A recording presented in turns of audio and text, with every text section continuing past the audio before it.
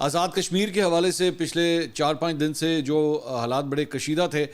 کل وہاں پہ جب حکومت کی جانب سے پیکج کا اعلان کر دیا گیا بجلی اور آٹے کے حوالے سے، تو اس کے بعد جوائنٹ ایکشن کمیٹی نے جو ہے وہ مطالبات کی منظوری کے بعد احتجاج ختم کرنے کا اعلان کر دیا ہے۔ احتجاج ایکچولی کل ہی ختم ہو جانا تھا، لیکن اس کے باوجود جو ہے وہاں کے جو مقیم ہیں افراد، انہوں نے کہا کہ اس کے باوجود ہمارے اوپر فائرنگ کی گئی ہے اور اس کی وجہ سے کئی لوگ جو ہیں وہ جاں بحق بھی ہوئے ہیں۔ یہ خبر جو ہے وہ آزاد کشمیر میں پھیل رہی تھی، اور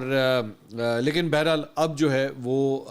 اس احتجاج کو اب ختم کر دیا گیا ہے نارمل۔ اس کے علاوہ آصف کرمانی صاحب مسلم لیگ نون کے رہنما، جو آج سے چند ہفتے پہلے ہمارے پاس آئے تھے، انہوں نے پوڈ کاسٹ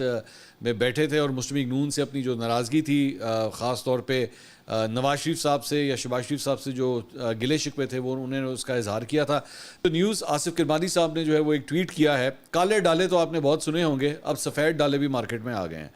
وہ بیسکلی ہوا یہ ہے کہ انہوں نے ٹویٹ کیا